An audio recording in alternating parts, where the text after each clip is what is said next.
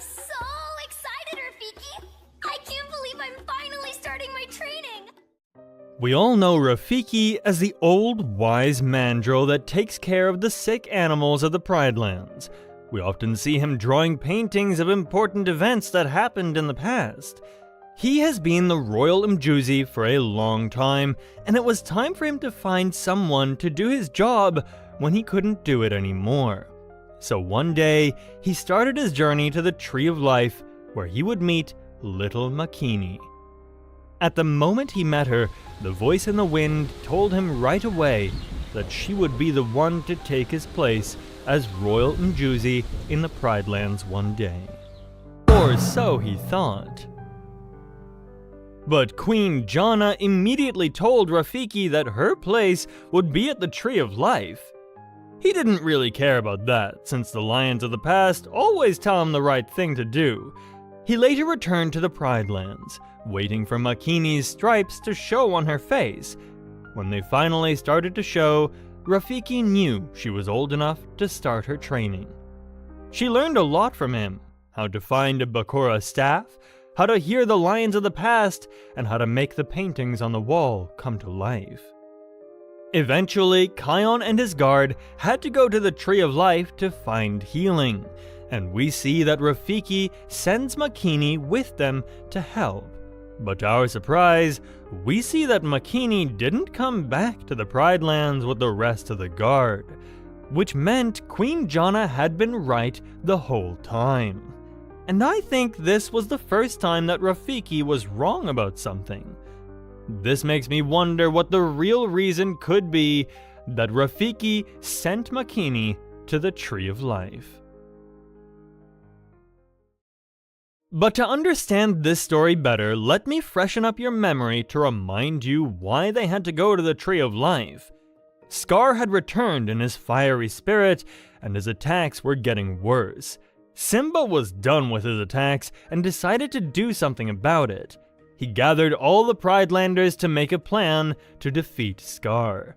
The next day, they set their plan into motion, and the Pridelanders distracted Scar's army so that Kion and his guard could get to the volcano to defeat Scar. They eventually succeeded to defeat Scar, but not without a price, because Scar had set up a trap for Kion. When he entered the volcano, Ushari, the venomous snake, had bitten him in the eye, and also Kion's friend Ono got hurt during this fight. Their friend Bunga accidentally fell into the volcano, but Ono just managed to grab him in time. But the smoke inside the volcano had damaged his eyes. After the Lion Guard defeated Scar, they went to Rafiki to ask him about their wounds. But Rafiki told them this wasn't something he could fix, and told them to go to the Tree of Life to get healed. But he also said Makini, his apprentice, should go with them. At first, we thought it was only because she had been to the Tree of Life before, so she could help them with directions. But it was Ono that used his good memory to direct them, using the painting on Rafiki's wall. So he probably sent Makini with them for another reason. And I think it has something to do with Rafiki's strange visions. Rafiki always had dreams, but his dreams weren't just dreams, they felt like visions. As he grew into a better Royal Mjuzi, he also found out he could communicate with the lions of the past. We often see him do this in the movies, like in The Lion King 1, when he helped Simba to communicate with his father Mufasa. And in The Lion King 2, we see that Mufasa made it clear to Rafiki that Kovu and Kiara should be together. But what if Mufasa told him something else, maybe about Makini? It might sound far-fetched, but I think this theory will make a lot of sense to you, so make sure you pay close attention. I think we can assume that the great lions of the past can also communicate with each other, because when Kion roars, we see a lot of lions in the clouds together, and another time we see the lions of the past together is when Kion becomes king of the Tree of Life. When you look up at the sky, we see Queen Jana, Ascari, Mufasa, and some other lions of the past together in the sky. So what if Ascari saw that Queen Jana was reaching the end of her circle of life? Ascari was the leader of the first Lion Guard and discovered the Roar of the Elders. His spirit lived on in Chica Escarpment next to the Tree of Life, so it wouldn't seem too crazy if he could communicate with Queen Jana. She was able to heal Ono with the magic of the Tree of Life, so maybe the magic of the Tree of Life could help her communicate with Ascari as well. Queen Jana was getting weaker by the day, and she was training her granddaughter, Rani, to take her place as queen when she would be gone. But as we see, Rani is very young and not very confident at first. But even if Queen Jana couldn't communicate with Ascari, it could be that he felt that Queen Jana was worried about Rani. They both knew that she needed someone to help her when Queen Jana would be gone, and that is when Queen Jana remembered what she once told Rafiki. Makini's destiny would be at the Tree of Life. She would be the help Rani needed. It all made sense now. Ascari knew who could help with that, so he went on to ask Mufasa to talk to his friend Rafiki from the Pride Lands.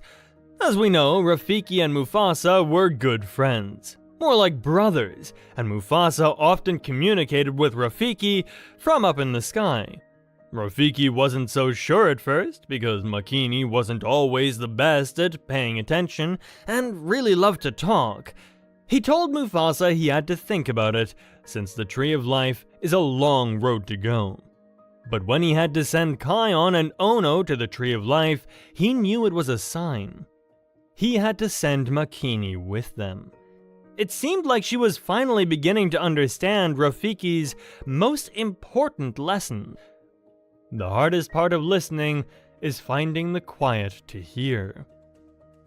Well, Makini still liked to talk, but she knew she had to be quiet if she wanted to hear the lions of the past, and with all the other things she had learned, Rafiki knew she was going to be just fine. Because when Makini heard the Lion Guard had to go to the Tree of Life, she immediately suggested to join them, since she had been there before, which showed Rafiki she was even more ready than he thought. So then, Rafiki sent them on their way, making sure that Makini went to support Queen Rani, but without letting her know that was the real reason she was going.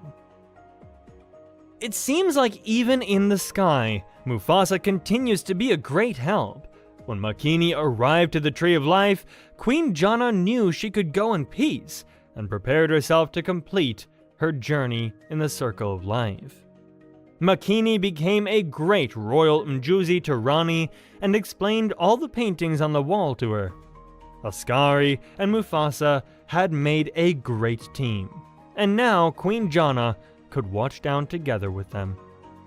But another great thing had happened because Rani and Kion started to like each other. Later, Makini was able to present Kion as Queen Rani's king. Mufasa and Jana couldn't be more proud of their grandchildren and watched from up in the sky. I hope this all made sense to you about how Rafiki communicated with Mufasa to know he had to send Makini to the Tree of Life. But I'm curious what you think. Do you think Queen Jana and Ascari could communicate with each other? Or did Ascari watch the Tree of Life from above and helped Queen Jana without her knowledge?